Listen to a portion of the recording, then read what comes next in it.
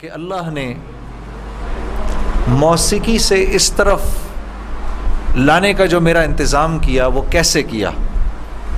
آئیں آج آپ کو میں یہ سناتا ہوں. آپ یقین کریں گے کہ یہی دن تھے، بالکل جولائی کی شدید گرمیاں تھیں.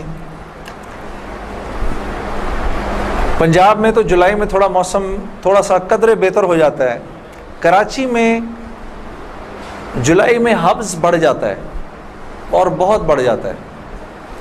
تو یہی جولائی کے دن تھے، میں گاڑی میں بیٹھا ہوا، شیشہ اس کا چڑھا ہوا تھا اور میں جا رہا تھا. تو میں نے اپنے بائیں طرف سے ایک جماعت کو گزرتے ہوئے دیکھا. مجھے کچھ اس طرح پتا تھا کہ یہ کچھ ایک جماعت ہے جو لوگوں کو مسجد کی طرف لے جاتی ہے اور وہ تنگ ونگ کرتی ہے، لوگوں کو گھروں سے نکال لیتی ہے. تو لوگ اس جماعت سے بھاگتے پھرتے ہیں. کچھ ایسا سنا تھا میں نے، کوئی ایک ایسی جماعت ہے. تو میرے دل میں یہ خیال آیا کہ دیکھو تم تو آرام سے گھر میں بیٹھے ہوئے ہو، گاڑی میں بیٹھے ہوئے ہو، اور یہ دیکھو یہ بیچارے لوگوں کو نماز کی طرف، اللہ کی طرف بلا رہے ہیں، اور ان کے کپڑے بالکل بھیگے ہوئے تھے پسینے سے، اور تم ان کے بارے میں غلط سوچ رہے ہو. ایسا نہ ہو کہ آگے جا کے تمہاری گاڑی وجے کہیں. تو اپنی گاڑی کو بچانے کے چکر میں نے وہاں سے یو ٹرن مارا، اور یو ٹرن مار کے میں واپس لایا، اور واپس لا کے میں نے گاڑی کو یہ جماعت کے کچھ جو ساتھی تھے ان کے آگے روک لیا. روک کے میں گاڑی سے اتر کے میں جو جماعت کا جو سب سے آگے جو تھے بزرگ تھے، میں ان کے پاس گیا اور میں نے جا کے ان سے ایسے ہاتھ ملا کر میں نے کہا جی آپ بڑا اچھا کام کریں، میرے لیے بھی دعا کریں. ایسے ہی کہہ دیا میں نے. تو انہوں نے میرا ہاتھ پکڑ لیا اور مجھے کہنے لگے میں آپ کے لیے ضرور دعا کروں گا. اب مجھے کیا پتا کہ گشت پر نکلا ہوا ہو کوئی، اور وہ گشت پہ نکلا ہوا آدمی دعا کرے، یہ کیسے ہو سکتا ہے؟ اللہ قبول نہ کرے. ہو سکتا ہے اس اللہ کے ولی نے میرے لیے دعا کر دی ہو. اب آپ لوگ اللہ کا نظام دیکھیں میری بہنوں اور میرے بھائیوں، بہت عجیب بات ہے. اس جماعت میں ایک جو لڑکے تھے ان میں سے ایک نے اپنی مسجد میں جا کر بتایا تمہیں پتہ ہے آج ہمیں روکا کس نے؟ تو انہوں نے کہا بھائی کس نے روکا؟ کہا وہ سنگر نہیں ہے جنید جمشید، اس نے آج، یہ لوگ مقامی گشت کر رہے تھے، اس نے گشت کے دوران ہمیں روک لیا. اس نے ہم سے ایسے کہا بھائی ہمارے لیے دعا کرنا. اور جس مسجد میں اس نے یہ بات کہی، اس مسجد میں ایک نمازی تھا جو تبلیغ میں لگ چکا تھا. وہ 16 سال پہلے میرے ساتھ سکول پڑھتا تھا. اللہ کا نظام دیکھیں، 16 سال پہلے میرے ساتھ سکول میں پڑھتا تھا، تبلیغ میں لگ چکا تھا. اس نے کہا کس نے روکا تمہیں؟ کہا وہ نہیں ہے، وہ سنگر جنید جمشید، اس نے روکا ہمیں. اس نے کہا اچھا میں ٹھیک ہے. اب میرے اس دوست نے مجھے ڈھونڈنا شروع کیا. ہاں بچوں آپ لوگ آگے آ جاؤ، ادھر قالین پر آ جاؤ، ادھر آ جاؤ، آؤ میرے بھائی آگے آ جاؤ، ادھر قالین پر بیٹھ جاؤ. میرے لیے تو یہ کافی ہے، یہ قالین تمہارا ہی ہے، بیٹھو ادھر آ کے بیٹھ جاؤ. لیکن بات نہیں کرنی اور یہ نہیں کرنا. آپ نے انکل کی بات سننی ہے، ٹھیک ہے، یہ نہیں کرنا، یہ نہیں کرو تھوڑی دیر کے لیے، کیونکہ اگر یہ کرتے رہو گے پھر بیٹا سمجھ ہی نہیں آئے گی ہم نے کیا بات کی. ٹھیک ہے، 2 منٹ کے لیے شیطانی ہتھ کنڈے سے جان چھڑا لو. ہاں اچھا. تو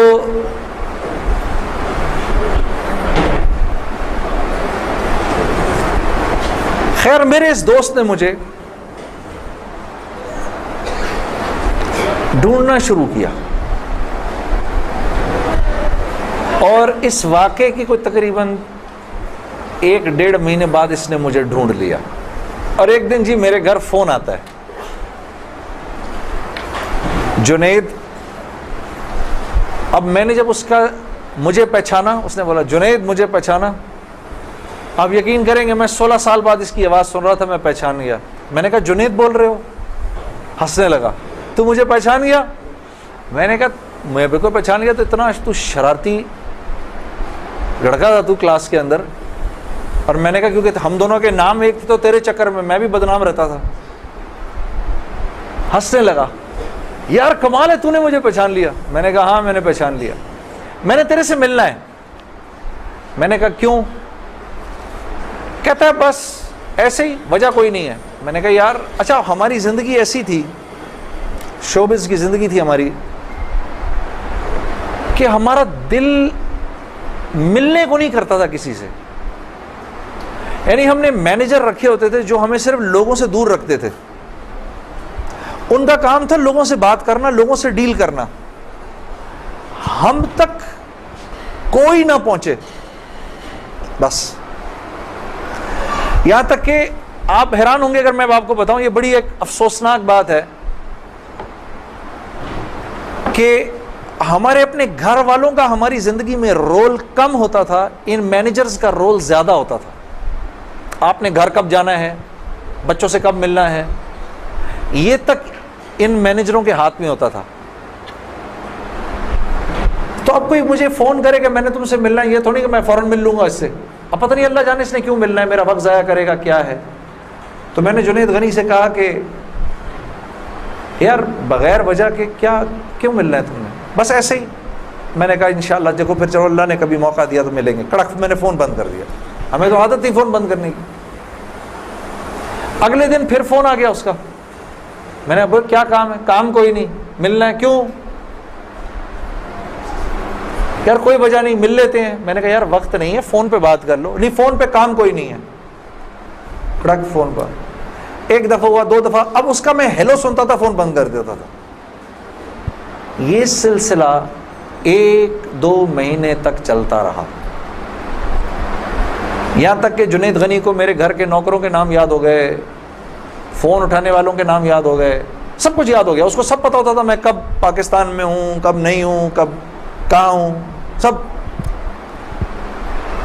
ایک دن اس کا فون آیا تو جب میں نے فون رکھنے لگا مجھ سے کہتا دیکھ میں تجھے اللہ کا واسطہ دیتا ہوں میری 1 منٹ کی بات سن لے. میں نے بولا بولو. میں ابھی عمرہ کر کے آیا ہوں تو میں مدینے اور مکے کی کھجوریں اور زمزم اور یہ کچھ چیزیں لے کر آیا ہوں، یہ لے لے میرے سے، پھر اس کے بعد میں چلا جاؤں گا. کتنی دیر کے لیے آؤ گے تم؟ 5 منٹ کے لیے. میں نے کہا ہاں 5 منٹ. جنید غنی یاد رکھنا 5 منٹ 5 منٹ. دوپہر کو مجھے یاد ہے 3:30 بجے ابھی تک پلاننگ ہوئی، جنید غنی صاحب آئے. اب میں نے جب جنید غنی کو دیکھا تو میرا تو دماغ ہی چکرا گیا. کیا دیکھتا ہوں، سفید لباس ہی جیسے مولوی صاحب نے پہنا ہوا ہے، سر پہ پگڑی، اتنی بڑی داڑھی، اوپر واسکٹ پہنی ہوئی اس نے، پائنچے اس کے اوپر. میں نے کہا جنید غنی یہ تجھے کیا ہو گیا؟ کہتا ہے مجھے کیا ہو گیا؟ میں کیا کہوں تجھے کیا ہو گیا؟ میں نے کہا یہ تیرا حال، تیرے جیسا شیطان یہ اتنا بڑا بزرگ بنا ہوا، آؤ بیٹھو میرے پاس. آیا میرے پاس بیٹھا، اس نے مجھے کھجوریں دیں، زمزم دی، جانماز دی، اور پورے 5 منٹ میں کہتا ہے میرے 5 منٹ پورے ہوئے، اب میں چلتا ہوں. میں نے کہا نہیں اب بیٹھ جاؤ، بیٹھ جاؤ، مجھے بتاؤ یہ سب کیا ہے. پھر مجھے کہنے لگا چل چھوڑ اس کو یار، اسکول کی بات کرتے ہیں. میں نے کہا اسکول چھوڑو، مجھے بتاؤ یہ کیا ہے، یہ کنہوں نے تمہارا حال کیا؟ یہ مجھ سے کہنے لگا مل لو ان سے. میں نے کہا ہاں میں نے ان سے ملنا ہے، میں نے ان سے ملنا ہے. آپ سوچو کوئی آدمی تبلیغ والوں کے چنگل میں پھنس جائے، ہاں. تو مجھ سے کہتا ہے کل سے ہمارا اجتماع شروع ہو رہا ہے، میرے ساتھ اجتماع پر چلو. میں نے کہا میں چلوں گا. تو میں کل تمہیں پک کرنے آؤں گا، صبح کے وقت پک کرنے آؤں گا. آپ یقین کرو 5 منٹ کے لیے آیا تھا، 3.5 گھنٹے میں نے بٹھا کے رکھا اس کو اپنے پاس. میں اس سے باتیں سنتا رہا، جنید غنی کیا، پھر کیا ہوا، پھر کیا ہوا، پھر کیا ہوا، کیا ہوا، کیا ہوا. آخر میں نے کہا میں تمہارے ساتھ اجتماع پر چلوں گا. خیر جی میں تیار ہو گیا. میں نے اپنی نئی صاف ستھری جینز نکالی، اپنی میں نے ٹی شرٹ نکالی، لمبے لمبے میرے بال تھے. ہاں میں تیار ہو گیا جس طرح میرا خیال تھا بہترین طریقے کا تیار ہونے کا, میں ہو گیا تیار. اب جب میں وہاں پہنچا, اترا, میں نے جا کے اجتماع دیکھا تو میں نے دیکھا کہ ہر آدمی شلوار قمیض میں, ہر آدمی کے سر پہ ٹوپی. تو میں نے جنید غنی سے کہا, جنید غنی سن, یہ مجھے کو مار وار تو نہیں دے گا ادھر ہے, کو میرا کو قتل وتل تو نہیں ہو جائے گا میرا؟ کہتا نہیں, ہم لوگ مارنے والی پارٹی نہیں, ہم لوگ کھلانے والی پارٹی ہیں. میں نے کہا اچھا لے جاؤ مجھے اندر. پھر اب میں اندر جانا شروع ہوا اجتماع گاہ میں, تو میں نے دیکھا کہ لوگ ایک دم اکٹھے ہونا شروع ہو گئے. پیچھے سے مجھے آوازیں آئیں, ارے یار یہ تو جنید جمشید ہے یار. کو دو چار آوازیں آئیں, ابھی یہ ادھر کیا کر رہا ہے کوئی. تو مجھے یہ بات بری بھی لگی ہلکی سی, کیا مطلب بھائی کہ تم بہت بڑے مسلمان ہو, میں نہیں آ سکتا کیا؟ خیر میں اندر گیا, اندر جا کر بیٹھا تو میں نے دیکھا ایک مجمع سب پہنچ گیا ملنے کے لیے, دیکھنے کے لیے. جو بھی جنید غنی نے مجھے بٹھایا, تم ادھر ہی بیٹھو یہیں پر, اور میں ابھی ایک صاحب کو لے کر آتا ہوں. خیر یہ مجھے بٹھا کر چلا گیا. اتنی دیر میں ایک نوجوان لڑکا, یہ جیسے بھائی لوگ بیٹھے ہیں اپنے, 18-19 سال کا, یہاں سے بیچ میں سے راستہ توڑ کے میرے پاس آ گیا. مجھے آ کر کہتا ہے, جنید بھائی نماز پڑھتے ہیں آپ؟ تو میں اس کو ایسے دیکھنا شروع ہو گیا. اب میں نے کہا کیا جواب دوں میں اس کو, ہاں بولوں کہ نہیں بولوں, سچ بولوں کہ جھوٹ بولوں؟ دیکھتا رہا اس کو, دیکھتا رہا, لیکن اندر ہی اندر نا مجھے غصہ آنا شروع ہو گیا کہ اب یہاں یہ ہوگا, اگلا پوچھے گا آپ قرآن پڑھتے ہیں کہ نہیں پڑھتے ہیں, پھر اگلا پوچھے گا آپ روزے رکھتے ہیں نہیں رکھتے ہیں, آپ نے حج کر لیا. مطلب یہاں اب میری کیا اب یہاں پر کیریکٹر اسیسنیشن ہوگی کیا؟ میں ابھی یہاں پر کیریکٹر اسیسنیشن کروانے آیا ہوں, اپنی کردار کشی کروانے آیا ہوں میں یہاں پر. تو میں نے وہ لڑکا جو ساتھ بیٹھا تھا, میں نے کہا یار اس کو بولو جنید غنی کو, یہ مجھے غلط جگہ لے آیا, وہ میں یہاں سے جا رہا ہوں ابھی. وہ بھاگا گیا اس کے پیچھے, اس کو لے کر آیا. جنید غنی نے کہا کیا ہو گیا یار جنید, کیا ہو گیا؟ میں نے کہا یار کچھ نہیں. تو وہ کہتا ہے یہ ابھی ایک لڑکے نے آ کے پوچھا تھا ان سے, آپ نماز پڑھتے ہیں نہیں پڑھتے ہیں؟ تو جنید غنی نے کہا تو نے اس لڑکے کو آنے کیوں دیا؟ اتنا غصے ہوا وہ اس پہ. میں نے جنید غنی کو ٹھنڈا کیا, میں خود بھی تھوڑا ٹھنڈا ہوا. میں نے کہا یار کیوں ناراض ہوتا ہے؟ وہ لڑکا بات تو صحیح کر رہا تھا نا کہ نماز پڑھنی تو چاہیے مجھے.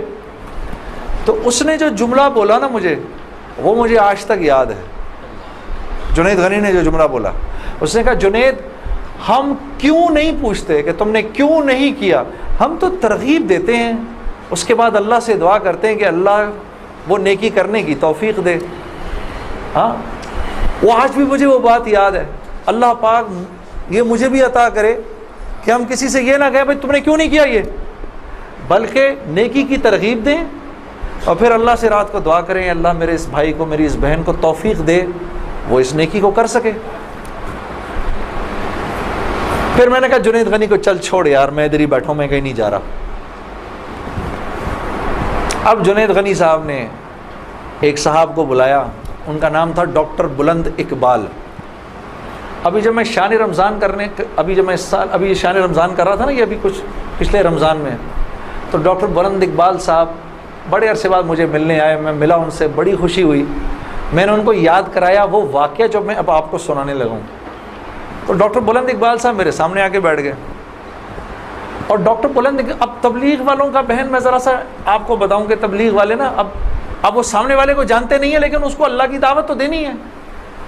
تو آپ پہلے اس سے پوچھتے ہیں بھائی آپ کیسے ہیں, خیریت سے ہیں, آپ کا اسم گرامی کیا ہے؟ اچھا ماشاء اللہ بڑی خوشی ہوئی آپ سے مل کے, یہ میرا نام ہے, بڑا اچھا کیا آپ آئے. پھر باتوں میں پوچھتے ہیں کہ آپ کیا کرتے ہیں, تو میرے سے بھی انہوں نے پوچھ لیا. تو جنید صاحب آپ کیا کرتے ہیں؟ تو میں چپ کر گیا. اچھا کوئی بات نہیں, آواز آ رہی ہے نا میری؟ ٹھیک ہے, اللہ آپ لوگوں کو خوش رکھے. جی میرے سے پوچھنے لگے جنید صاحب آپ کیا کرتے ہیں. اب میں اس کی شکل دیکھنا شروع ہو گیا. میں نے کہا ابھی تک تو جی اچھا ہو رہی ہے اس کی ریکارڈنگ؟ اچھا اچھا، چلو آپس میں بات نہیں، آپس میں بات نہیں، میرے سے سن لو، آپس میں بات نہ کریں. تو میرے سے نا اب میں ان کی شکل دیکھوں، میں نے کہا اب تک مار نہیں پڑی تو اب پڑے گی. اب جو میں نے بتایا نا میں کیا کرتا ہوں، تو میرے چہرے کے بدلتے ایکسپریشنز دیکھ کے نا جنید غنی نے ان سے کہا ارے ڈاکٹر صاحب آپ اس کو نہیں پہچانتے، یہ وہ ہے نا جس نے دل دل پاکستان گایا ہے. ڈاکٹر صاحب کہتے ہیں ارے واہ واہ واہ واہ واہ واہ واہ واہ، مسلمان کی تو شان ہی یہی ہے، جس کام کو کرتے آگے بڑھ جاتا ہے. میں نے کہا یہ آدمی ٹھیک آدمی ہے،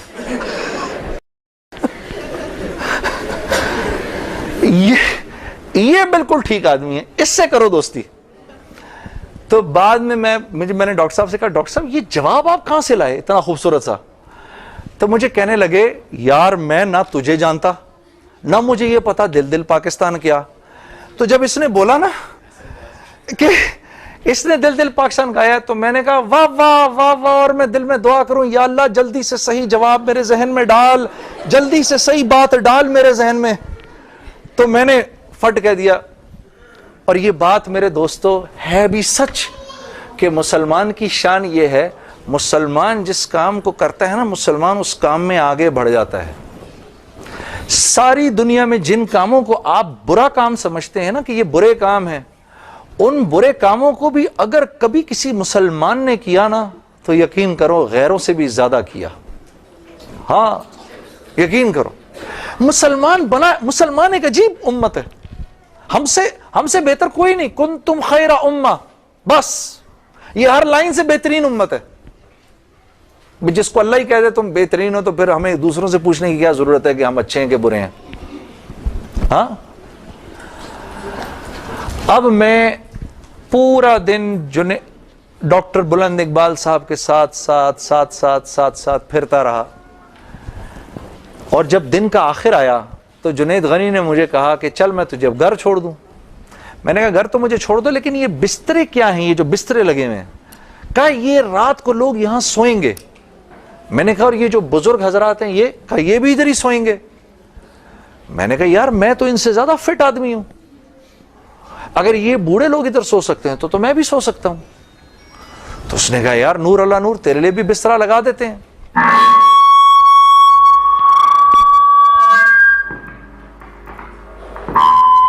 جی اب ٹھیک ہے. تو مجھے کہنے لگا تیرے لیے بھی بسترا لگا دیتے ہیں. میں بھی سو گیا ادھر ہی اس رات کو. وہ شاید زندگی کی پہلی دفعہ زندگی میں رات کو تہجد کی نماز پڑھی، اٹھا دیا اس نے بیچ میں. تو ایک دن گزرا، دوسرا دن گزرا، تیسرے دن مولوی طارق جمیل صاحب کا بیان تھا. اب مجھے تو نہیں پتا یہ کون ہے. ہاں جب مولوی صاحب نے بیان کیا تو میں نے جنید غنی سے کہا یار بڑے اچھے اچھے بیان تھے یہ سارے تیرے بزرگ، یہ کون آدمی ہے؟ کہنے لگا یار یہ ہیں ہمارے ایک مولانا. میں نے کہا یار میں نے ان سے ملنا ہے. کہتے یار ان سے نہیں مل سکتا کوئی. میں نے کہا بھائی میں اس ملک کے صدر سے بھی مل سکتا ہوں اور اس ملک کے پرائم منسٹر سے بھی مل سکتا ہوں، یہ مولوی سے ملنا کیا مشکل ہے؟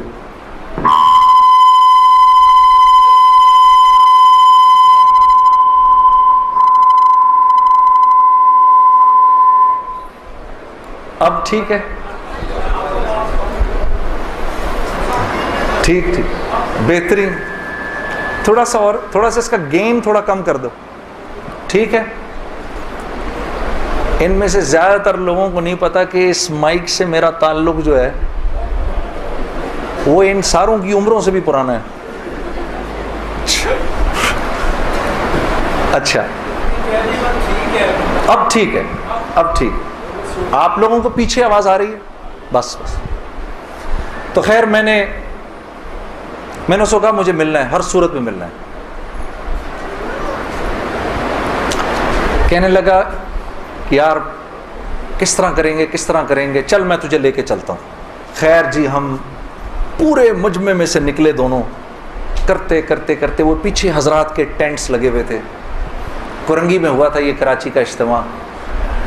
میں اور یہ بات کر رہا ہوں 1997 سپٹمبر 1997 3rd of September. مجھے ابھی تک یاد ہے, میری سالگرہ تھی 3rd September 1997. عمر بھی بتا دوں میری کیا ہو گئی تھی, معلوم ہے سب آپ کو, سب کو پتہ چلے گا. 50 سال کا تو ہو ہی گیا ہوں نا میں.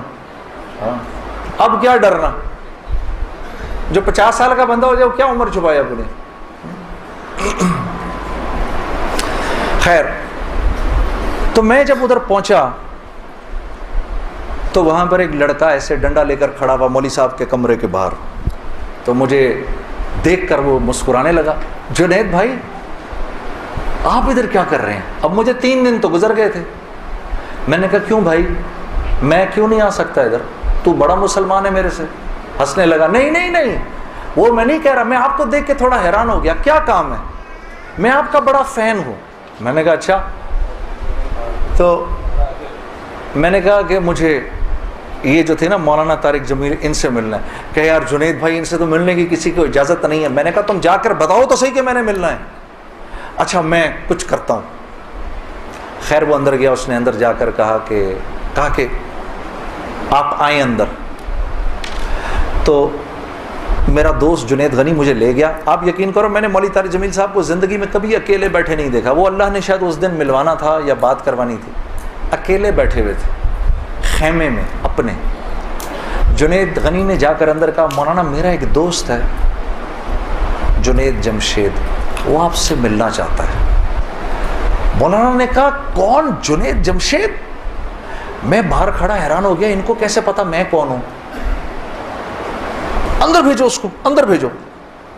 مجھے بلایا اندر اور جنید غنی کو کہا تم باہر جاؤ, تم باہر انتظار کرو. وہ باہر چلا گیا. یہ نوجوان جیسے بیٹھا ایسے جا کے میں مولوی صاحب کے سامنے بیٹھ گیا اور مجھے ایسے تیز نظروں سے انہوں نے دیکھنا شروع کر دیا. میں نے کہا آپ مجھے ایسے کیوں دیکھ رہے ہیں؟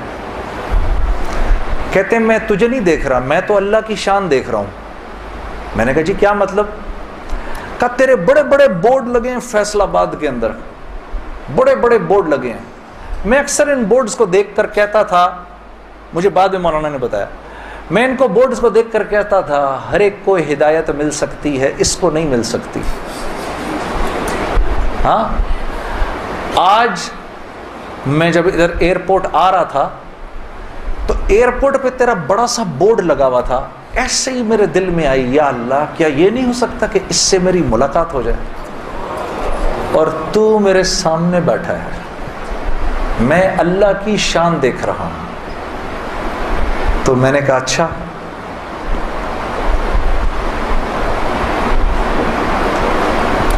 کہنے لگے دل دل پاکستان تو نے گایا ہے. میں نے کہا جی. میں نے کہا آپ نے سنا ہے؟ کہا نہیں سنا تو نہیں, بسوں کے پیچھے لکھا دیکھا ہے. میں نے کہا چلو یہ کسی یوں پہنچا نہ پہنچا, آئے تو صحیح برسر الزام ہی آئے. ہاں ہوٹوں پہ کبھی ان کے میرا نام ہی آئے, آئے تو صحیح برسر الزام ہی آئے. میں نے کہا چلو یوں نہیں تو یوں سے, تعارف یوں نہیں ہوا تو یوں ہو گیا, بسوں کے پیچھے تو لکھا دیکھ لیا. کوئی نہیں کوئی نہیں, ادھر سنو. اور یہ ہمارے ملک کی سوغات ہے, اس پہ گھبرانا نہیں چاہیے یار. یہ ایسے ہو جاتے ہیں ہائے یہ کیا, ارے یار کیا ہو گیا, بجلی چلی گئی نا, آ گئی. یہ تو ہمارے ملک کی سوغات ہے, اس پہ گھبرانا نہیں چاہیے. ہاں اس پہ اس لیے نہیں گھبراؤ, آپ نہیں گھبراؤ گے نا تو غیر بھی نہیں گھبرائیں گے. جب آپ گھبرا جاتے تو غیر بھی کہتے ہیں ہاں یار کوئی عجیب سی بات ہو گئی ہے. تو ہاں ان کو بھی بولو یوز ٹو ہو جاؤ بھائی, ہم لوگ مل بانٹ کے کھانے والے ہیں, کبھی آپ کے گھر نہیں تو کبھی ان کے گھر نہیں. ہاں کبھی میرے گھر تو کبھی آپ کے گھر, تو اس پہ گھبرانا نہیں چاہیے. خیر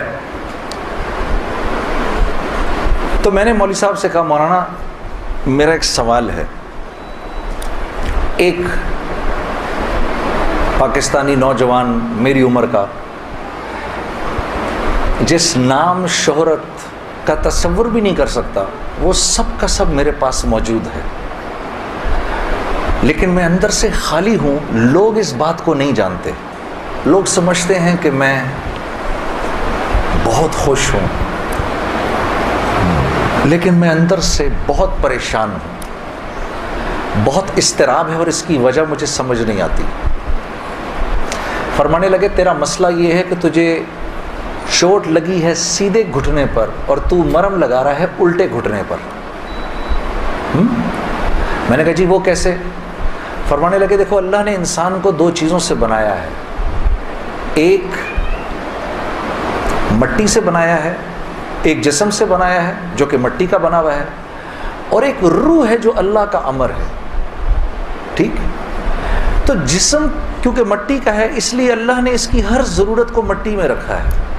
جو کھانا ہم کھاتے ہیں، جو کپڑے ہم پہنتے ہیں، جو پانی ہم پیتے ہیں، جن گھروں میں ہم رہتے ہیں، جو چیزیں ہم استعمال کرتے ہیں، یہ سب جسم کی ضرورت کی چیزیں ہیں. اور کیونکہ جسم مٹی کا ہے تو اللہ نے ان تمام ضرورتوں کو مٹی میں رکھا ہے. روح اللہ کا امر ہے، یہ آسمانوں سے آئی ہے تو اس کی خوراک بھی آسمانوں پر ہے، زمین میں نہیں ہے. پھر فرمانے لگے اگر میں تم کو سونے کے ایک محل میں بند کر دوں اور 4 دن کھانے کو نہ دوں تم کیا کرو گے؟ میں نے کہا ظاہر سی بات ہے میں چیخوں گا کہ مجھے کچھ کھانے کو دو. کہا بس یہی حال تیری روح کا ہے کہ تیرا جسم اچھے اچھے کپڑے پہنتا ہے، بڑی بڑی گاڑیاں چلاتا ہے، اچھے اچھے محلوں میں رہتا ہے، اور تو اپنے آپ کو سیٹسفائی کرنا چاہتا ہے، لیکن اندر تیری روح جو ہے وہ بھوکی ہو کے جب چیختی ہے تو تیرے سر میں درد ہوتا ہے. تو اس روح کی بھوک کا بھی تو علاج کر. تو میں نے کہا اس کی خوراک کہاں ہے؟ کہا یہ آسمانوں سے آئی ہے تو اس کی خوراک بھی آسمانوں پر ہے، زمین میں نہیں ہے. اور دل کے سکون، چین اور اطمینان کا تعلق اس مٹی کے بنے ہوئے جسم سے نہیں ہے بلکہ اس آسمان سے آئی ہوئی روح سے ہے. تو میں نے کہا اس کی غذا کیا ہے؟ فرمانے لگے اس کی غذا اللہ کا کلام ہے، اللہ کے حکم ہے. اس کی غذا نبی کی زندگی ہے، نبی کے طریقے ہیں، نبی کی سنت ہے. وہ جب تک اس کو ملیں گے نہیں یہ بھوکی رہے گی، اور جب یہ بھوک کر چیخے گی تو پھر تم تو مسلمان ہو، تمہیں تو پتہ ہے، غیروں کو تو پتہ نہیں. وہ دماغ کی اس چیخ کو سلانے کے لیے کبھی شراب پیتے ہیں، کبھی نشے کرتے ہیں، لیکن یہ تو جب تک روح بھوکی ہے اس وقت تک اندر سے تم مضطرب رہو گے، سکون چین نہیں ملے گا.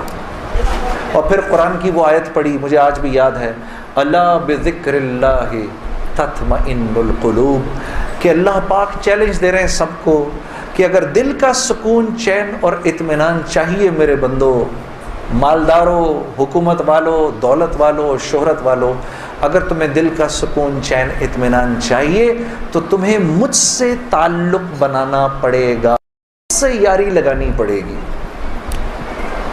مولانا کی یہ بات سن کر میں تو پہلے ہی پریشان تھا، 3 دن سے بیان سن رہا تھا، میں تو دھاڑے مار کے رونا شروع ہو گیا. روتا رہا بڑے دیر تک. پھر جب مجھے تھوڑا سا چین آیا تو میں نے کہا مولوی صاحب اس کا مطلب کیا ہے، میری پوری زندگی برباد ہو گئی؟ تو فرمایا نہیں، بالکل بھی نہیں، کہ یہ معاملہ تم دنیا والوں سے تھوڑی کر رہے ہو، یہ معاملہ تم تو اللہ سے کر رہے ہو.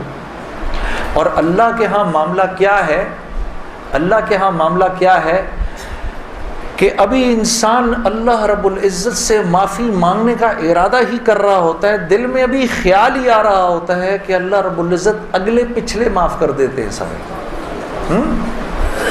پھر مجھے فرمایا، یہ مجھے پھر بات سنائی، حدیث قدسی سنائی کہ میرے بندے تو یہ زمین و آسمان سارے کے سارے اگر اپنے گناہوں سے بھر دے، جو کہ تو بھر نہیں سکتا، اگر تمام جن و انس بھی مل جائیں تو بھر نہیں سکتا، لیکن اگر تو نے ایسا کر بھی دیا، ایک مرتبہ اگر تو نے کہا اے اللہ مجھے معاف کر دے، تو نہ صرف یہ کہ ہم تمہیں معاف کر دیں گے بلکہ تم ایسے ہو جاؤ گے جیسے تم نے ان گناہوں کو کیا ہی نہیں.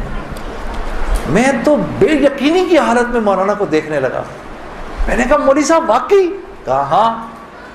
پھر پوچھنے لگے کیا ارادہ ہے؟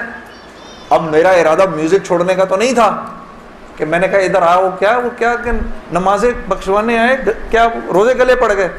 ہاں جی، میرا تو کوئی پروگرام نہیں تھا میوزک چھوڑنے کا. لیکن گناہ بھی بخشوانے تھے. تو پھر مجھے کہنے لگے توبہ کرو گے؟ میں نے کہا مولوی صاحب کس چیز سے؟ کہا اپنی اس پچھلی زندگی سے. میں سوچ میں پڑ گیا. اچھا میں نے کہا جی میں توبہ کرتا ہوں. میں نے توبہ کی، یا اللہ میوزک چھوڑنے کا تو میرا کوئی موڈ نہیں، یہ مولوی بھی اللہ جانے کیا کہہ رہے ہیں، لیکن اگر تجھے اس سے کوئی میرے لیے بہتر زندگی نظر آتی ہے تو تو مجھے اس زندگی پہ لگا دے کہ واقعی میں چاہتا ہوں کہ تجھے راضی کر سکوں، تجھے خوش کر سکوں. اے اللہ پچھلی پوری زندگی پر توبہ کرتا ہوں، اگلی زندگی تیرے حکموں پر چلنے کی کوشش کروں گا. اگر تو واقعی ایسا ہے جیسا یہ مولوی صاحب فرما رہے ہیں تو تو مجھے معاف کر دے. میں نے کہا توبہ کر لی. مولوی صاحب نے کہا اب کیسا محسوس کر رہے ہو؟ میں نے کہا جی بہت ہلکا. پھر میں نے کہا لیکن مولوی صاحب بات تو یہ ہے کہ اگر میرے پچھلے سارے معاف ہو گئے اور اس پر اللہ نے اگر جنت دی تو میری تو بہت ہی بڑی جنت ہوگی، آپ سے بھی بڑی. تو فرمانے لگے نہیں بیٹا اتنی جلدی نہ کرو، تمہیں وصول تو ہم ہی نے کیا ہے، جو تجھے ملے گا اس سے تو بڑا ہمیں ملے گا ہی ملے گا. ہاں لیکن میں نے کہا مولوی صاحب اور بہنیں اس بات کی تصدیق کریں گی، موسیقی تو روح کی غذا ہے کہ نہیں؟ ہاں یہ سیالکوٹ کی خواتین یقین کرو پورے ملک کی پہلی بہنیں ہیں جو کہہ رہی ہیں نہیں، ورنہ اگر کسی نے نہیں بولا تو چپ ضرور رہی ہیں. سارے مردوں نے بولا ہے موسیقی روح کی غذا نہیں ہے. موسیقی روح کی غذا ہے جی. یہ دیکھو اب آواز آئی ہے، اب ایسا لگ رہا ہے کوئی بیٹھ کے سن رہا ہے جی. موسیقی روح کی غذا ہے جی. شاباش، اللہ آپ لوگوں کو اس پر چلا دے. اللہ رب العزت آپ کے موبائلوں میں جتنے بھی گانے ہیں سب اڑا دے اسی وقت. گھروں میں جتنی کیسٹیں ہیں سب ٹوٹ جائیں، اللہ کرے ساری سیڈیاں ٹوٹ جائیں. اللہ پاک ایسے کرے گانے کی آواز ہی نہ سننے کو ملے آج کے بعد آپ میں سے کسی کو. یہ سوچ لو آمین قبول ہو جائے گا. اب سوچ کے بولنا آمین. تو مولوی صاحب نے مجھے کہا کہ نہیں، موسیقی روح کی غذا نہیں ہے، موسیقی نفس کی غذا ہے. موسیقی کس کی غذا ہے؟ نفس کی. یہ واقعی نفس کی غذا ہے اور یہ ایسا زہر ہے، ایسا زہر ہے، یہ جب اندر جاتا ہے تو پتہ ہی نہیں چلتا کہ نقصان کتنا کر گیا ہے. ٹرائی نہ کرنا لیکن آپ کہیں جا کر اللہ کی بات سنیں، اس کے بعد جا کر 5 منٹ کا گانا سنیں، ساری صفائی ہو جائے گی، سب اندر ساری صفائی ہو جائے گی. میں یہ نہیں کہ بعد میں مجھ سے لوگ پوچھتے ہیں حلال ہے حرام ہے، اس کے لیے تو یہ مولوی بیٹھے ہوئے ہیں نا، ان سے پوچھو. میں آپ کو وہ بتا رہا ہوں جو ہوتا ہے، میں آپ کو وہ بتا رہا ہوں جو ہوتا ہے کہ یہ انسان کو بے باک کر دیتی ہے. مجھ سے کسی نے پوچھا بھائی اپنے ملک کے لیے گانا، میں کبھی اپنے ملک کے لیے گانا وہ ایک اور چیز ہے. میں ان گانوں کی بات کر رہا ہوں جن کو عام طور پہ لوگ سن رہے ہوتے ہیں بازاروں میں، ہاں، اور پھر کہتے ہیں اس کے سننے میں کیا ہے. ارے یار میں کیا بتاؤں آپ کو کیا ہے. خدا کی قسم اگر وہ زندگی اس زندگی سے بہتر ہوتی مجھے کیا تکلیف تھی. مجھے ایک ساتھی کہنے لگا اب تو آپ کے لیے اس زندگی کی طرف جانا بڑا مشکل ہے. میں نے کہا کوئی مشکل نہیں، گلا تو وہیں کا وہیں ہے، گا سکتے ہیں، لیکن اب اس زندگی کی طرف جانے سے بہتر لگتا ہے کہ میں آگ میں چھلانگ مار دوں. کہ وہ اس قدر خطرناک زندگی، وہ اتنی ایک، یقین کرو پوری، صرف گانا نہیں ہوتا، وہ ایک پوری زندگی ہے.